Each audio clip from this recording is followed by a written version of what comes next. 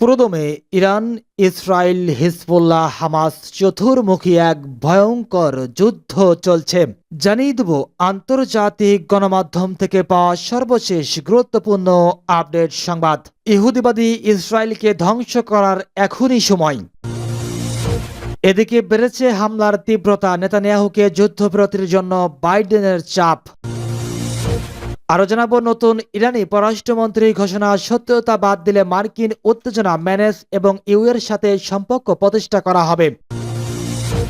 এরপর জানাবো, ভারতকে চীন ও ইরানের মতো নিষেধাজ্ঞা আরোপের হুমকি যুক্তরাষ্ট্রের। আরো থাকছে, গাজায় থাকা ইসরায়েলি জিম্মিদের মধ্যে জীবিত আছেন কয়জন। এরপর থাকছে, এর চেয়ে মৃত্যুই ভালো ছিল বলছেন পালিয়ে আসা বাসিন্দারা। এবং সর্বশেষ জানিয়ে দেব, রাফায় ইসরায়েলের বিজয় ঘোষণা।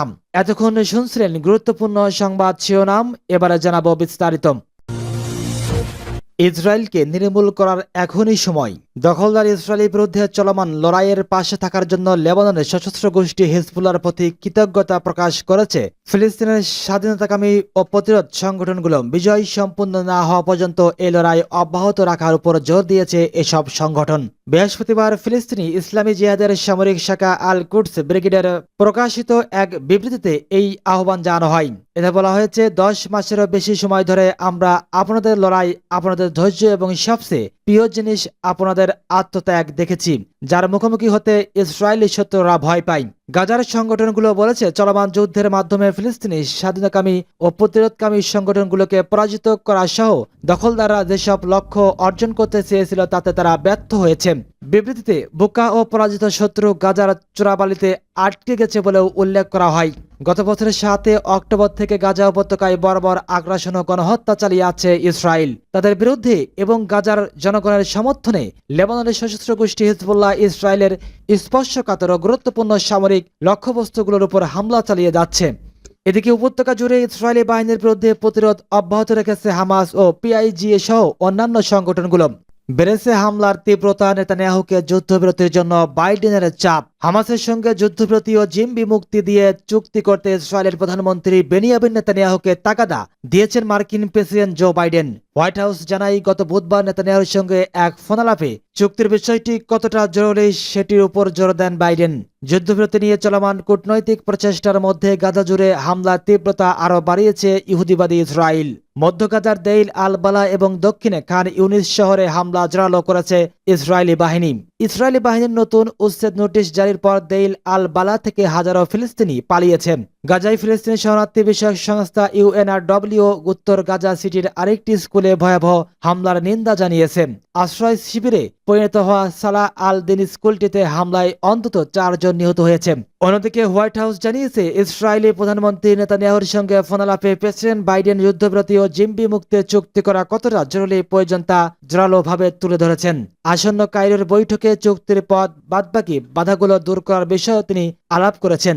একই সঙ্গে ইরান সহ এর সহযোগী গোষ্ঠী যেমন হামাস, হিজবুল্লাহ, হুতিদের সব ধরনের হুমকি থেকে ইসরায়েলকে রক্ষা করতে ওয়াশিংটনের সহায়তার প্রতিশ্রুতি আবারও নিশ্চিত করেছেন বাইডেন।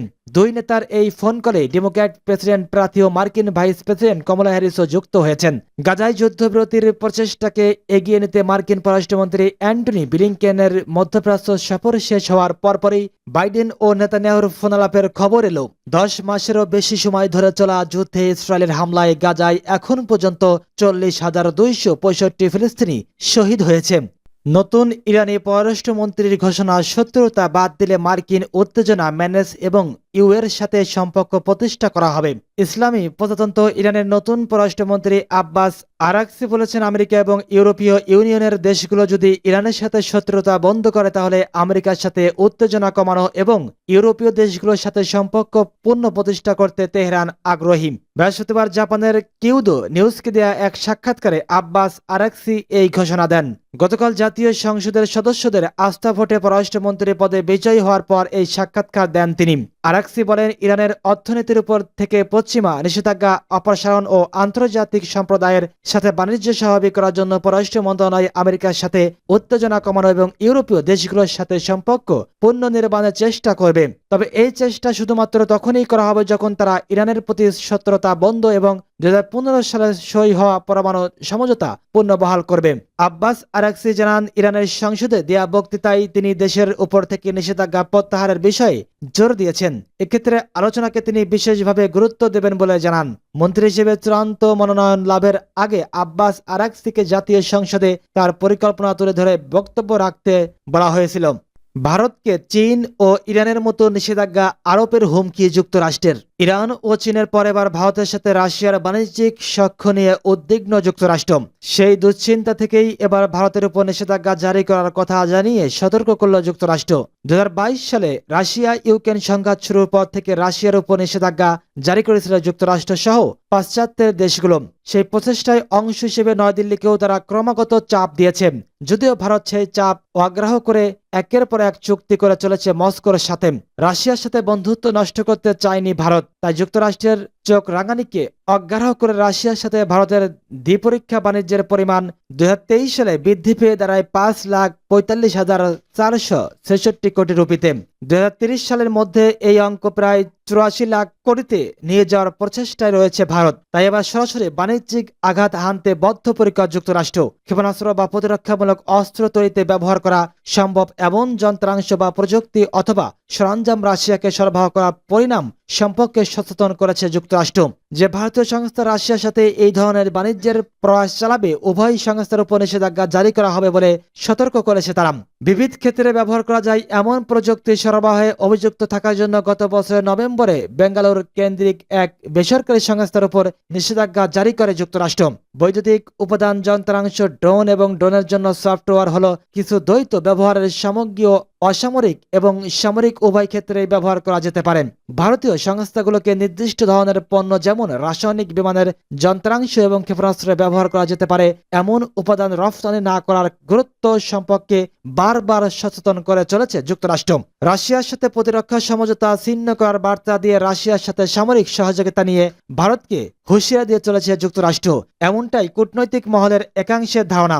রাশিয়ার উপর নিষেধাজ্ঞার কারণে ডলার বা অন্যান্য আন্তর্জাতিক মুদ্রায় লেনদেন ব্যবহারে বাধা থাকায় সরাসরি রুপি ও রুবলের মাধ্যমে বাণিজ্য চালিয়ে যাওয়ার চুক্তি করেছে ভারত ও রাশিয়া। বিশেষ এক ধরনের ব্যাংক অ্যাকাউন্টের সাহায্যে অন্যান্য মুদ্রায় রূপান্তর করার প্রয়োজন ছাড়াই সরাসরি রুপিতে বাণিজ্য চালিয়ে আছে দুই দেশ। এই ব্যাংক অ্যাকাউন্টকে ভোলস্ট্রো বলা হয়ে থাকে। রাশিয়ার ব্যাংকগুলো সরাসরি লেনদেন করার উদ্দেশ্যে একাধিক ভারতীয় সরকারি ও বেসরকারি ব্যাংকের সাথে চুক্তিবদ্ধ হয়। বাণিজ্যিক এক সংস্থার সূত্র বলছে, ভারতের কাছে তেল বা প্রতিরক্ষা সরঞ্জামের মতো পণ্য বিক্রি করে ভারতে সেই টাকা বিনিয়োগ করার সুযোগ রাশিয়াকে দিয়ে রেখেছে ভারত। গত বছরের ডিসেম্বরে রাশিয়ার সাথে ব্যবসা করা বিদেশি আর্থিক প্রতিষ্ঠানগুলোর উপর নিষেধাজ্ঞা জারির সিদ্ধান্ত নেয় যুক্তরাষ্ট্র। এছাড়া রাশিয়ার সামরিক শিল্পের সাথে লেনদেন যেসব বিদেশি ব্যাংকের সংযোগ আছে তাও খুঁজে বের করার চেষ্টা চলছে বলে জানানো হয় তখন। বার্তা সংস্থা রয়টার্সের প্রতিবেদন অনুসারে সেই সূত্র ধরেই ভারতে ইন্ডিয়ান ব্যাংক অ্যাসোসিয়েশনকে চিঠি পাঠায় ওয়াশিংটন। মার্কিন সহকারী অর্থ সচিবের সেই চিঠিতে বলা হয়েছিল, যেসব বিদেশি আর্থিক প্রতিষ্ঠান রাশিয়ার সামরিক শিল্প সংক্রান্ত ব্যবসার সাথে যুক্ত হবে তারা যুক্তরাষ্ট্রের আর্থিক সাহায্য হারাতে পারে। রাশিয়ার বিরুদ্ধে যুক্তরাষ্ট্র সহ পাশ্চাত্যের দেশগুলোর জারি করা আর্থিক নিষেধাজ্ঞায় সায় দেয়নি ভারত। যুদ্ধের আবহে রুশ পররাষ্ট্রমন্ত্রী ভারত সফরে তেল বিক্রি নিয়েও আলোচনা করেছেন। ইউক্রেন যুদ্ধকে কেন্দ্র করে যুক্তরাষ্ট্র, ব্রিটেন, জাপান সহ বিশ্বের শক্তিশালী দেশগুলোর তিরস্কার শুনতে হয়েছে রাশিয়াকে। তবে এই যুদ্ধ নিয়ে নীতিদের অবস্থান এখনো স্পষ্ট করেনি সাউথ ব্লক। আগামী 23শে আগস্ট ইউক্রেন সফরে যাচ্ছেন ভারতের প্রধানমন্ত্রী নরেন্দ্র মোদী। তবে যুদ্ধ বন্ধের জন্য রাশিয়ার সাথে মধ্যস্থতা করবে না ভারত। মোদীর ইউক্রেন সফরের আগে সাফ জানিয়েছে দেশটির সরকার, রাশিয়ার সাথে প্রতিরক্ষা সংক্রান্ত বাণিজ্যের পথে হাঁটলে ফল ভালো হবে না। এই হুঁশিয়ারি দিয়ে যুক্তরাষ্ট্র সেই ভারসাম্যের কূটনীতির পথ বন্ধ করতে উদ্যোগী হয়েছে বলেই মনে করছেন পররাষ্ট্র মন্ত্রণালয়ের কর্মকর্তাদের একাংশ। গাজায় থাকা ইসরায়েলি জিম্মিদের মধ্যে জীবিত আছেন কয়জন? গত বছর কয়েক দশকের ভয়াবহ হামলায় ইসরায়েলকে কাঁপিয়ে দিয়েছিল গাজার স্বাধীনতাকামী যোদ্ধারা। এ সময় ইসরায়েল থেকে অন্তত 250 জনকে জিম্মি করে গাজায় নিয়ে আসে তারা। এর মধ্যে কয়েকজন জিম্মিকে জীবিত উদ্ধার করেছে ইসরায়েল, আর অনেককে চুক্তির আওতায় মুক্তি দিয়েছে যোদ্ধারা। আর কিছু জিম্মি ইসরায়েলি হামলায় নিহত হয়েছে বলে জানা গেছে। ফলে বর্তমানে গাজায় বন্দী কতজন ইসরায়েলি নাগরিক জীবিত আছেন সেটি বড় প্রশ্ন। বলা হচ্ছে, জিম্মিদের মধ্যে বর্তমানে হামাসের কবজায় 71 জন জীবিত রয়েছেন বলে ধারণা করা হচ্ছে।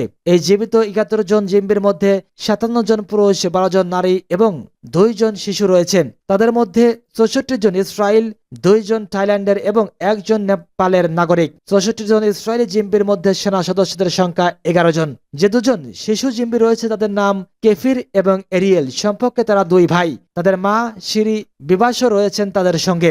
আইডিএফ বরাদ দিয়ে এএফপির প্রতিবেদনে বলা হয়েছে, নভেম্বরের বিরতি শেষ হওয়ার পর গত প্রায় 8 মাসে মাত্র 6 জন জিম্বিকে মুক্তি দিয়েছে হামাস। এর বাইরে 3 জিম্বিকে উদ্ধার করেছে ইসরায়েলি বাহিনী। সেই হিসেবে এ পর্যন্ত মুক্তিপ্রাপ্ত জিম্বির সংখ্যা পৌঁছেছে 116 জনের। পাশাপাশি সময়সীমায় গাজায় অন্তত 34 জন জিম্বি নিহত হয়েছেন বলে নিশ্চিত করেছে আইডিএফ। তাদের মধ্যে 30 জনের দেহ গাজা থেকে ইসরায়েলে আনা সম্ভব হয়েছে। এর চেয়ে মৃত্যুই ভালো ছিল বলছেন পালিয়ে আসা বাসিন্দারা। গাজায় নতুন করে হামলা জোরদার করেছে ইসরায়েল। এবার তারা আরো আগ্রাসী মনোভাব দেখাচ্ছেন। পরিস্থিতি এমন যে গাজার দেইর আল বালা ও খান ইউনিসে প্রাণের অস্তিত্ব নিশ্চিত করে ফেলতে চায় ইসরায়েল। তবু পালিয়ে বাসা ফিলিস্তিনিরা বলেছেন এ জীবনের চেয়ে মৃত্যুই ভালো ছিল। গত জুলাই থেকে হামাস নিধনের নামে ইসরায়েল নতুন করে ওই 2 এলাকায় সামরিক অভিযান শুরু করে। বেনিয়ামিন নেতানিয়াহুর বাহিনীর দাবি শরণার্থীদের আশ্রয় নেয়ার আড়ালে হামাস ওইসব এলাকায় ঘাঁটি গেড়েছেন। এখনই তাদের নির্মূল না করলে ইসরায়েলের ভূখণ্ড আবারও হুমকির মুখে পড়বে।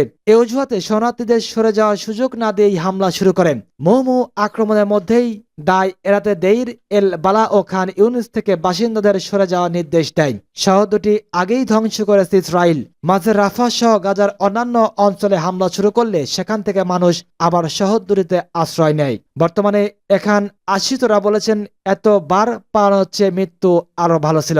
রাফায় ইসরায়েলের বিজয় ঘোষণা। গাজায় হামাসের রাফা বিভাগ পরাজিত হয়েছে বলে ঘোষণা দিয়েছে ইসরায়েলের প্রতিরক্ষা মন্ত্রী ইয়োভ গ্যালান্ট। পাশাপাশি হিজবুল্লাহর বিরুদ্ধে লড়াই লেবানন সীমান্তে ইসরায়েলের সেনাবাহিনীর মোতায়েনের ইঙ্গিত দিয়েছেন তিনি। বুধবার গাজা মিশর সীমান্ত বরাবর অবস্থিত ফিলাডেলফি করিডর পরিদর্শনকালে এই মন্তব্য করেন গ্যালান্ট। এদিন একটি ফিলিস্তিনি ভবনে বুলেট প্রুফ জ্যাকেট পরা এবং কমান্ডারদের দ্বারা পরিবেষ্টিত অবস্থায় গ্যালান্টের একটি ছবি প্রকাশ করেছে ইসরায়েলি প্রতিরক্ষা মন্ত্রণালয়। ভবনটি ইসরায়েলি সেনারা দখল করে তাদের সদর দপ্তরে রূপান্তরিত করেছেন। গ্যালান্ট বলেন, ইসরায়েলি প্রতিরক্ষা বাহিনী আইডিএফ 162 ডিভিশন হামাসের রাফা ডিভিশনকে পরাজিত করেছেন। গাজার দক্ষিণতম শহরে হামলা চালিয়ে আইডিএফ 150টি সুড়ঙ্গ ধ্বংস করেছেন। তবে এখনও অল্প কিছু সুড়ঙ্গ অক্ষত রয়েছে জানিয়ে সেগুলো ধ্বংস করা তাৎক্ষণিক নির্দেশ দিয়েছেন তিনি।